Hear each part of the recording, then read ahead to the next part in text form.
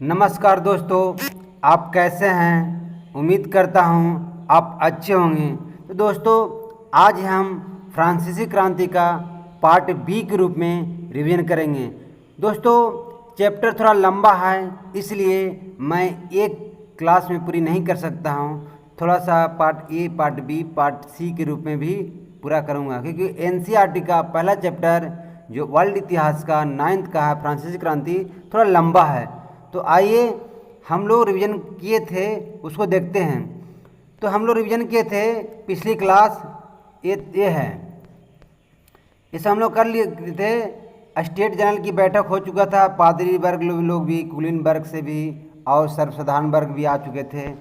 और हम लोग नेशनल असेंबली में देखे थे कि यहाँ पे क्या होता कि सर्वसाधारण वर्ग लोग मिलकर क्या कहते हैं कि 20 जून 1789 को क्या किए थे, आक्रमण किए थे। और इसका जो आक्रमण करने वाले व्यक्ति जो थे, सर्वसाधारण वर्ग जो आक्रमण किए थे बास्टिल की किला पर। यहाँ पे जब किला पे आक्रमण करने के बाद कैदियों को भी आज़ाद कराते हैं और 14 जुलाई 1789 को स्वतंत्रता दिवस मनाने को निर्णय लेते हैं। इसका मतलब कितने तारीख को, 14 जुलाई को स्वतंत्रता दिवस मनाने के लिए कहते हैं। इसके बाद देखिएगा आगे जो है कि बास्टिल का किला जब पतन हो गया तो इसका मतलब क्या था कि राजा के निरंकुश का पहचान था। कौन? बास्टिल का किला, जो सर्वसाधारण वर्ग लोग ने क्या किया, पतन कर दिया। अब जो पतन कर दिया गया 14 जुलाई 1789 को, इसी के दिन 14 जुलाई 1789 को फ्रांस में सर्वसाधारण वर्ग लोग ने स्वतंत्रता दिवस मनाया, यानी कि खुशी मनाया, आज़ादी मनाया। कितना तारीख को? 14 जुलाई को। दोस्तों, कहीं छोटा डेट पूछे तो बता सकते हैं। ये मैंने पीक दर्शाया हूँ कि बास्टिल का किला टूटा हुआ है। क्या टूटा हुआ है? यह है बास्टिल का किला। नवंबर 1789 में चर्च की जितना संपत्ति था वो जब्त कर लिया गया। क्या किया गया? संपत्ति को जब्त कर लिया गया। और प्रथम चरण में संवैधानिक राजतंत्र में चरण में सब बातें की गई। अब लुई 16वां को ये बताना था कि मैं आपको हत्या करने के लिए नहीं कोशिश कर रहा था, मैं निरंतर आपको राजा बनाकर ही रखना चाहता हूँ, लेकिन राजतंत्र के रूप में नहीं। आप अपने देशवासियों के लिए गणतंत्र के रूप में आप रखिए और आर्थिक स्थिति को भी सुधार कीजिए। इसके बाद देखिएगा संविधान सभा जो था, नेशनल असेंबली, यह नेशनल असेंबली सदस्य का चुनाव होने लगा। इतनी अच्छी बात होने लगा कि जब बास्टिल का किला टूट गया तो उसके बाद संविधान सभा यानी कि नेशनल असेंबली बना और उसमें सदस्यों का चुनाव होने लगा। और 4 अगस्त कब? 4 अगस्त 1789 को ये अप्रत्याशित रूप से चुनाव होने लगा। आगे चल के नागरिक जो थे 2 भागों में बटे हुए थे। नागरिक ने के 2 भागों में बटा हुआ था, यानी कि नागरिक ने भाग लिया किस रूप से? सक्रिय और निष्क्रिय। इसका मतलब सक्रिय का मतलब होता मध्य वर्ग, और मध्य वर्ग जो थे जिस व्यक्ति की आयु 25 वर्ष हो और कम से कम 3 बार टैक्स दिया हो और केवल पुरुष ही वो वोट दे सकते थे। लेकिन निष्क्रिय में कहा गया कि वोट नहीं दे सकते हैं। इसका मतलब आपने 3 बार टैक्स नहीं दिया हो और आपको 25 वर्ष से कम उम्र हो, वो निष्क्रिय नागरिक के रूप में माना जाता था। इसके बाद देखिएगा, इसके बाद जो है संविधान पारित होता है। ये क्या है? संविधान पारित हुआ, यानी 1791 को संविधान को पारित कर लिया गया। और जो संविधान जो बना, संवैधानिक राजतंत्र के रूप में बनाया गया। मतलब कि कुछ संस्थाएं राजा के कार्यों पर अंकुश लगाएगी। इसका मतलब कि ऐसा संस्था बना जो राजा अगर गलत जनता के लिए करेगा तो उसके लिए एक संस्थाएं बनेगी जो राजा को कार्य को भी अगर गलत डिसीजन देगा तो उस कार्य को अंकुश या रोक लगाएगा। फिर इसने क्या किया, सक्रिय लोगों द्वारा न्यायाधीश का चुनाव होने लगा। अब सक्रिय लोगों द्वारा क्या हुआ, न्यायाधीश का चुनाव होने लगा और यहाँ तक मताधिकार का भी अधिकार दे दिया गया। 25 वर्ष या इससे अधिक उम्र वाले जो कम से कम 3 बार टैक्स दिया गया वोट दे सकते थे। आगे देखिए, क्रांति का दूसरा चरण, पहला क्या है, समाप्त हो गया। दूसरा क्या है, क्रांति का दूसरा चरण। इसे कहते हैं उग्र राजतंत्र। इसे क्या कहते हैं, उग्र राजतंत्र। 1792 से 1795 तक एक सदन विधानमंडल बना। जब उग्र राजतंत्र आया, कब, 1792 से 95, उसी समय में एक सदन विधानमंडल बना। उसमें मध्य वर्ग और दूसरा रेडकिल वर्ग जो निम्न वर्ग के लोग थे, दो को क्या बना, विधानमंडल बना। जो एक सदन विधानमंडल में दो थे, पहला मध्य वर्ग, दूसरा रेडकिल वर्ग, और इसमें निम्न वर्ग के लोग थे, मतलब परिवर्तन चाहने वाला। रेडकिल क्या था, परिवर्तन चाहने वाला। ये क्या था, परिवर्तन चाहने वाला। लेकिन फ्रांसीसी क्रांति का नारा जो था, स्वतंत्रता, समानता, बंधुत्व का नारा था। यानी कि फ्रांसीसी क्रांति में क्या था, जो नारा था, स्वतंत्रता, समानता और बंधुत्व की नारा था। यहाँ पे देखिएगा, लुई, थोड़ा सा डेट निकाले हैं कि लुई 14वां का डेट था जब शासन किया था 1643 से लेके 1715 तक, जबकि लुई 15वां का शासनकाल था 1715 से लेके 1774 तक, जबकि लुई 16वां का जो शासनकाल था 1774 से लेके 1792 तक। आगे देखते हैं कि रेड किल्फ दो पार्टी के रूप में उभरा।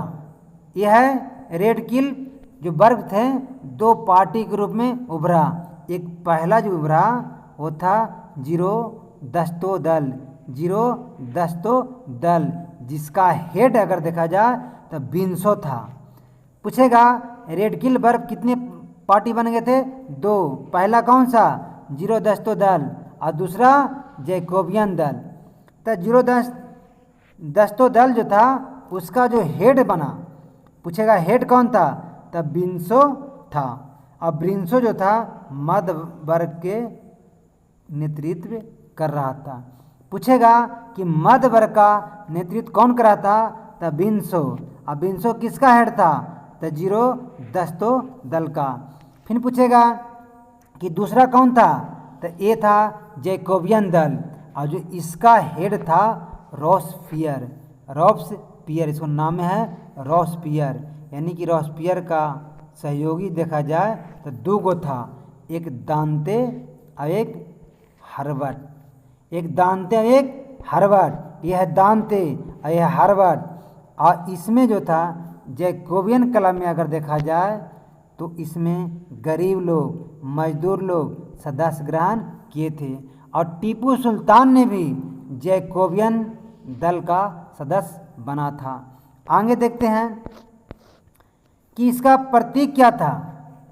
प्रतीक अगर एनसीईआरटी का पेज 12 में देखिएगा, 9th क्लास का पहला चैप्टर में, कि प्रतीक, इसे कहीं सवाल पूछ दे टियर 4 में तो या तो कहीं स्टेट में, तो काफ़ी कंफ्यूज हो जाएगा, इसलिए इसका मैंने ऐड किया हूँ। टूटी हुई जंजीर, टूटी हुई जंजीर का मतलब क्या होता है, मैंने टूटी हुई हथकड़ी, ये दिया हुआ क्या, टूटी हुई जंजीर, इसका मतलब होता है 2 पॉइंट कि टूटी हुई हथकड़ी आज़ादी का प्रतीक है, और टूटी हुई जंजीर मतलब दासों को बांधने के लिए प्रयोग किए जाने वाली जंजीर। अब यहाँ पे जंजीर के बारे में चर्चा किया 2 गो। टूटी हुई हथकड़ी, टूटी हुई हथकड़ी का मतलब होता है आज़ादी का प्रतीक। इसका मतलब जिस इंसान के हाथ से हथकड़ी कट जाता है, तोड़ दिया जाता है, वो क्या होता है, आज़ाद हो जाता है, इसका प्रतीक है। लेकिन दासों का बंधन बनाने के लिए जंजीरों का प्रयोग करते हैं। न देखते हैं कोई ऐसा इंसान जो जैसे पुलिस गलत करता है तो पुलिस क्या करता है, जंजीर से जकड़ देता है, लेकिन जब वह सच्चाई के बाद जब निकलता है तो उसी को कहते हैं आज़ादी। दूसरा है छड़ों का छड़ों का बंशीदार जठर। इसका मतलब है जठर जो है यानी कि छड़ों, मान लिया कि छड़ है, ये छड़, और उसको अगर मान ली कि दिया गया है कि अकेली छड़ जो होता है या कोई लकड़ी को आसानी से तोड़ा जा सकता है, इसका मतलब कि एक छड़ या एक लकड़ी को आसानी से तोड़ सकते हैं, लेकिन पूरे गट्ठर को क्या तोड़ा नहीं तोड़ा जा सकता है। इसका मतलब कि ढेर सारी जब लकड़ी आपस में मिल जाएगा तो उसमें क्या होता है, ताकत मिल जाता है, इसीलिए आप गट्ठर को नहीं तोड़ सकते हैं। इसका मतलब कि एकता में बल है, जब 5 अंगुली मिल के बनता है तो बल बनता है, जबकि सिंगल अंगुली क्या होता है, कमज़ोर पड़ जाता है। इसका ये प्रतीक है। फिर देखा यहाँ पे दिया है एनसीईआरटी कि त्रिभुज के अंदर रोशनी बिखेरती आँख, ये त्रिभुज है और इसमें आँख बनाया हुआ है। क्या है, आँख बनाया हुआ है। इसका मतलब आँखों का ज्ञान, सूर्य की किरणें अंधेरे को दूर करता है। ये एनसीईआरटी में प्रतीक के बारे में दर्शाया है कि त्रिभुज के अंदर रोशनी बिखेरती आँखें, आँख का ज्ञान यानी सूर्य की किरणें अंधेरे को क्या करती है, दूर करती है। जैसे आप रात में बल्ब जलाते हैं तो अंधेरा को क्या करता है, दूर करता है, उसका प्रतीक था। यहाँ पे देखिएगा और दिया प्रतीक कि राजदंड का मतलब होता है शाही सत्ता का प्रतीक, यानी शाही सत्ता का प्रतीक होता है राजदंड। और यहाँ पे देखिएगा लाल फाइजियन टोपी, कहीं पूछ दे कि लाल फाइजियन टोपी क्या है, तो दासों द्वारा स्वतंत्र होने के बाद पहनने वाली टोपी। जब दास जो होता है वो किसी देश के या किसी आदमी के अंदर गुलामी बन जाता है या उसको जंजीरों से जकड़ लिया जाता है, तो उसे स्वतंत्र होने के बाद वो क्या करता है, टोपी पहनता है, इसलिए लाल फाइजियन टोपी कहा जाता है, मतलब स्वतंत्रता के बाद पहनने वाली टोपी। एक और यहाँ दिया हुआ है कि डैनो वाली स्त्री, इसके बारे में चर्चा किया है। इसका मतलब डैनो वाली स्त्री जो होता है कानून का मानवीय रूप,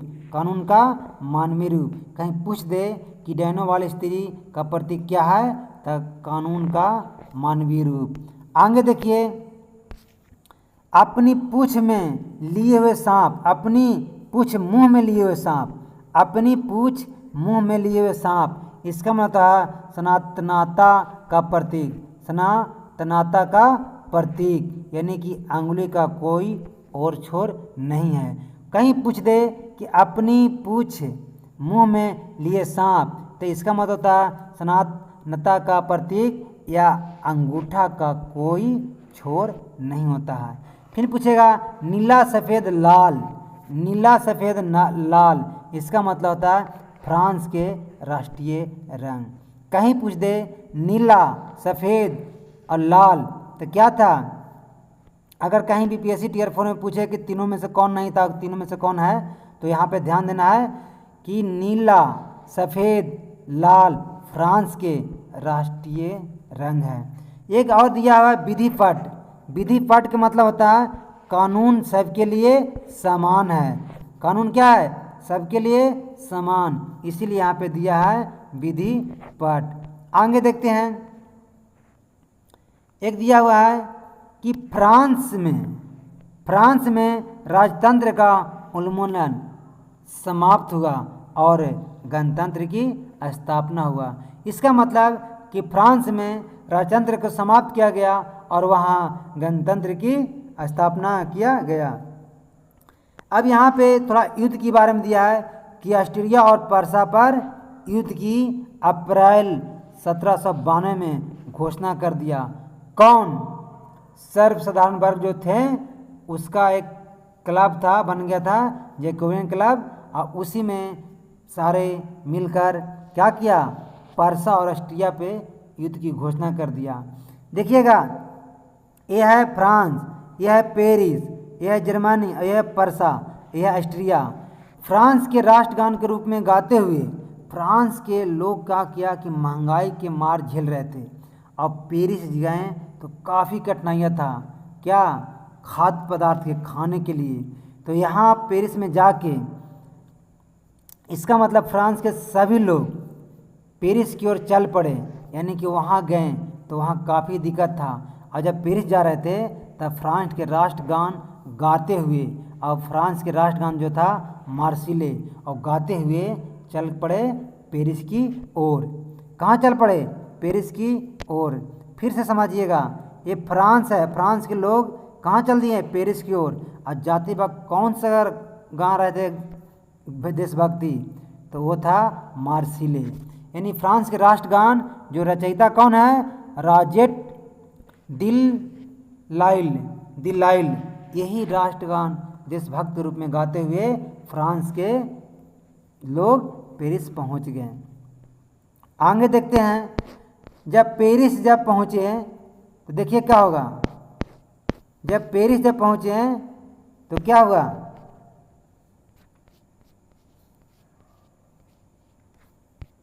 ये है पेरिस।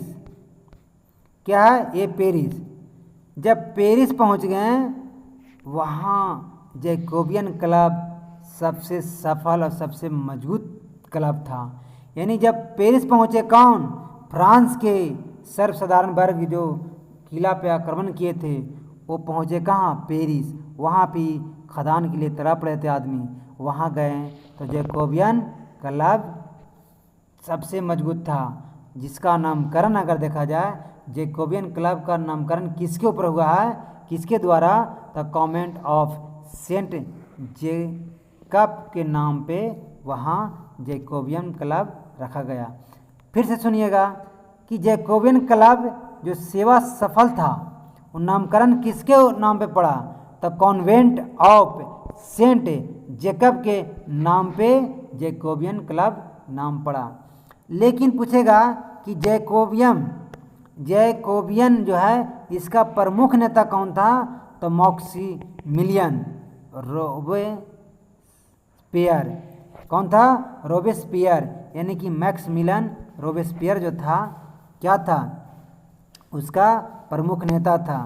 आगे देखिएगा कि गोदी कमजोरों ही तरह, यहाँ पे एक पॉइंट लिखा हुआ, लेकिन यहाँ पॉइंट से कोई बड़ी बात नहीं है। लेकिन यहाँ देखिएगा कि रोक्सवेयर जो था, रोक्सवेयर, वो बड़े वर्ग ने गोदी कमजोर की तरह धरीधार लंबी पतलून पहनने के लिए निर्णय लिया। इसका मतलब कि का धरीधार पतलून पहनने को आदेश दिया। आगे देखते हैं क्यों दिया, कारण क्या था। तो जबकि कुलीन वर्ग जो थे, ब्रीचेस जो घुटने तक पहनने वाला कुलीन लोग पहनते थे, उन्होंने देखा कि कुलीन लोग अलग पहनते हैं और सर्वसाधारण वर्ग लोग जो थे वो अलग पहनते थे। उन्होंने नया तरीका अपनाया और कहा, अब 10 अगस्त 1792 को फ्रांस के राजा बंदी बना लिया गया। अब वहाँ क्या किया कि 10 अगस्त 1792 को फ्रांस के राजा को बंदी बना लिया गया और नया संविधान में कानून बनाकर 21 वर्ष से उससे अधिक उम्र वाले व्यक्ति को वोट देने का अधिकार दिया गया। यहाँ पे जबकि कुलीन की बात आया तो कुलीन क्या था? ब्रिजेश जादव घुटने पर पहनने वाला कुलीन लोग पहनते थे। अब क्या किया कि वहाँ गया फ्रांस के राजा के पास और वहाँ के क्या किया कि बंदी बना लिया गया। किसको? लुई सोलहवां को। और बंदी बनाने के बाद नया संविधान में कानून बदल दिया और 21 वर्ष से अधिक उम्र वाले व्यक्ति को वोट देने का अधिकार दे दिया गया। ये बात 10 अगस्त 1792 को किया गया। अब देखिएगा कि नेशनल असेंबली का नाम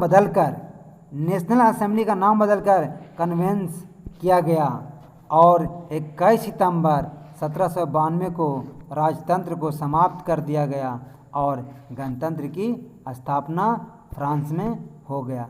इसका मतलब कि नेशनल असेंबली का नाम बदलकर कन्वेंशन किया गया। 21 सितंबर 1792 को राजतंत्र को समाप्त कर गणतंत्र की स्थापना फ्रांस में हो गया। अब क्या किया गया कि लुई सोलहवां को न्याय द्वारा देशद्रोह के रूप में आरोप के में मौत की सज़ा सुना दिया गया और 21 जनवरी को फ्लेश डी लॉ कॉनकॉर्ड में फांसी यानी कि गिलोटिन पर चढ़ा दिया। गिलोटिन का मतलब क्या कि दो पाया है। ये क्या है? दो पाया, और यहाँ पे ऐसे इस पे रख के और इधर से मानी कि तलवार की तरह धार से नीचे गिरा दिया था, उसे हम कहते हैं गिलोटिन। जैसे आपने देखा हो कुटी कटाने वाला सामान। आगे देखिएगा कि फ्रांस में आतंक का राज। इसका मतलब अब फ्रांस में क्या आ गया? आतंक के राज, यानी कि दूसरा चरण। उसे हम उग्र गणतंत्र के रूप में मानते हैं और 1792 से लेके 1795 के समय काल रहा।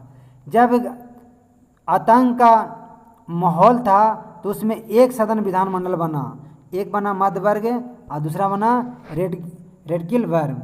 और रेडकिल वर्ग में भी दो को बना, जिरान दस्तो जो बिंजो उसका हेड था और इसका जो दूसरा था जैकोबियन, उसको रॉब्सपियर हेड था। और ये जैकोबियन क्या था?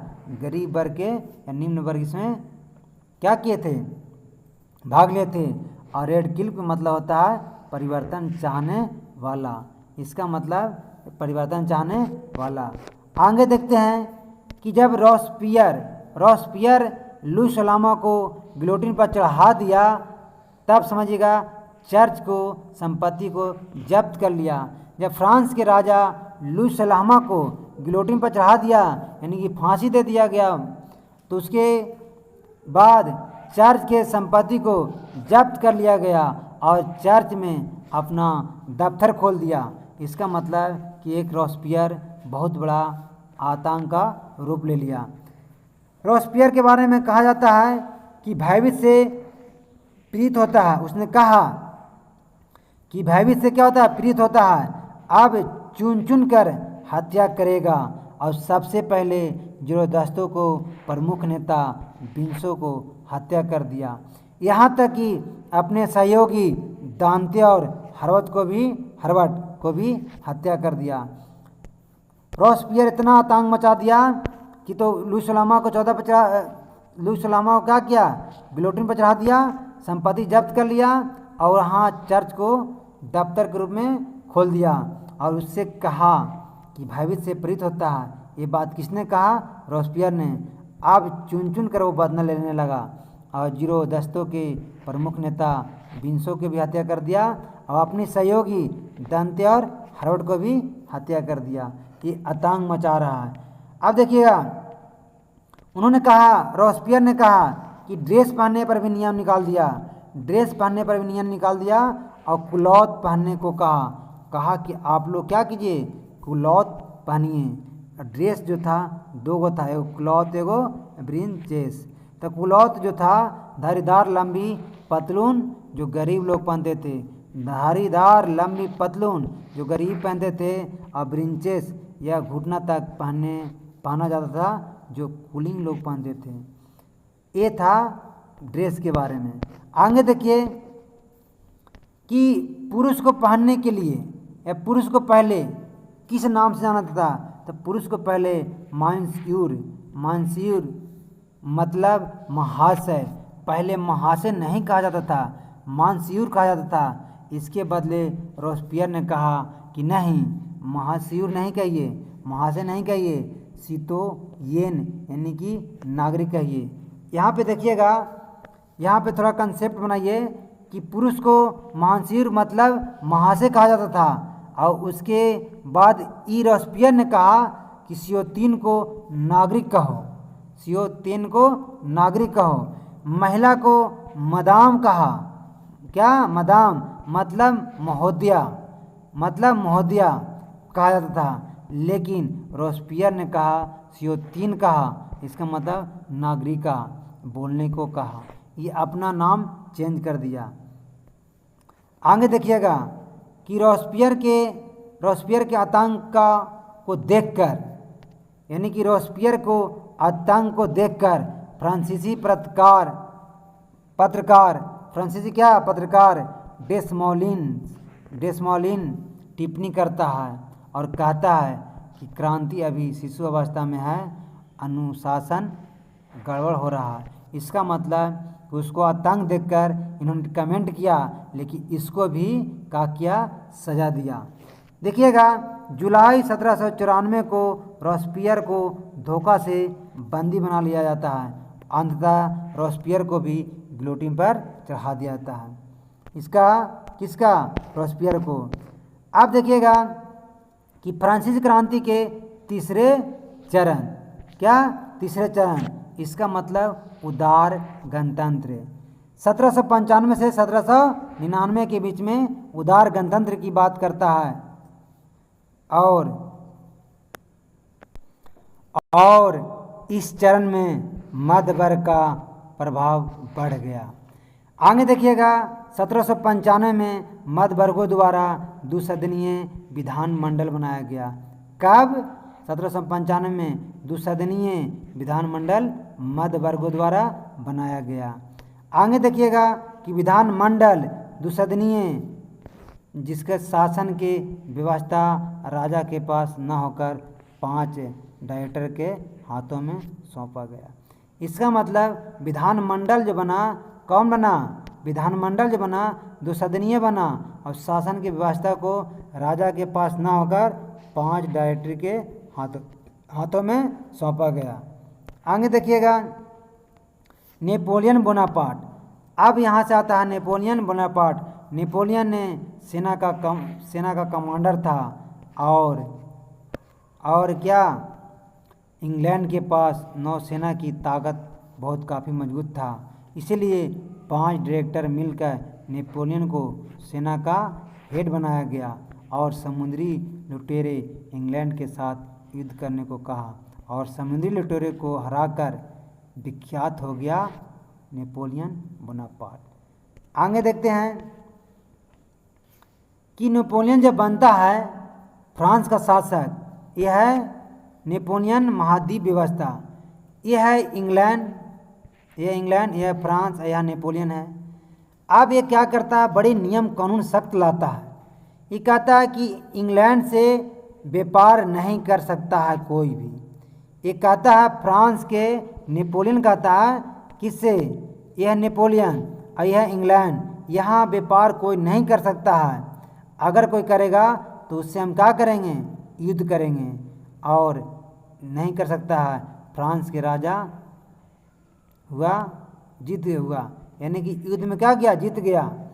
अब देखिएगा, इसके बाद नेपोलियन को कहना था कि इंग्लैंड के आर्थिक रूप से पंगु बना दूंगा, यानी कमज़ोर बना दूंगा, इसलिए वहाँ व्यापार करने पे प्रतिबंध था, लेकिन आदमी माने नहीं। अब क्या हुआ कि ये माना कर रहा था कौन, फ्रांस, किसको, इंग्लैंड को। तो ये दोनों के बीच में युद्ध होता है, बेलन का युद्ध। क्या होता है, बेलन का युद्ध। दोस्तों एनसीईआरटी का प्रॉपर पॉइंट मैं लेकर इसमें रिवीजन कर रहा हूँ। थोड़ा काफ़ी समय तो लगेगा, लेकिन बहुत इसका इम्पोर्टेंट पॉइंट है, तो इसको बहुत ध्यान से देखिएगा। 9th क्लास का एनसीईआरटी फ्रांसीसी क्रांति सबसे लंबा विषय है और इसे काफ़ी स्टेट में पूछता है, इसलिए इसे आराम से रिवीजन कर सकते हैं। तो देखिएगा, जो फ्रांस जाए इंग्लैंड को प्रतिबंध लगा दिया था और नहीं मानने पर बेलन का युद्ध किया और नेपोलियन जीत जाता है। और जीतने के बाद क्या करता है कि कहाँ पे, स्पेन पर, ये स्पेन द्वारा यूरोप में व्यापार कर रहा था। क्या कर रहा था, स्पेन द्वारा यूरोप में व्यापार कर रहा था। अब इसीलिए इंग्लैंड को हराकर अब स्पेन पर जोजेक को शासक घोषित कर दिया। यहाँ फिर से समझिएगा, थोड़ा सा कंसेप्ट है कि बेलन की युद्ध मतलब कि फ्रांस ने कहा इंग्लैंड को कि किसी से व्यापार नहीं करना, तो इंग्लैंड किससे व्यापार कर दिया, स्पेन से। स्पेन से व्यापार कर दिया तो क्या किया, स्पेन पर क्या किया, कब्जा कर लिया। किसने कब्जा कर लिया, फ्रांस ने। और वहाँ जोजेफ को शासक बना दिया। क्या किया, शासक बना दिया। लेकिन नेपोलियन का पता लगा तो क्रोधित होकर बेलन के युद्ध में स्पेन को नेपोलियन ने हरा दिया। कहानी ये है। अब आगे देखिएगा कि अब इंग्लैंड व्यापार रूस स्पेन से नहीं करने लगा, रूस के साथ व्यापार करने लगा। इसका मतलब कि अब यहाँ से व्यापार रूस की तरफ करने लगा, और रूस का जो राजा था अलेक्जेंडर वन, और इसके बीच में भी मॉस्को अभियान चलाया रूस के साथ। और इस प्रकार से रूस के साथ अभियान के साथ हम आगे और आएंगे पढ़ाने के लिए। तो दोस्तों, इस प्रकार से हम पार्ट बी के रूप में क्या रिवीजन कर रहे हैं, एनसीईआरटी 9th क्लास का चैप्टर फ्रांसीसी क्रांति। लंबा जरूर है, लेकिन इसका मैं पूरा कंसेप्ट के साथ पढ़ाऊँगा, रिवीजन करूँगा। और दोस्तों, आपसे रिक्वेस्ट है कि चैनल को सब्सक्राइब जरूर करें और अपने दोस्तों के पास शेयर जरूर करें। बहुत बहुत धन्यवाद।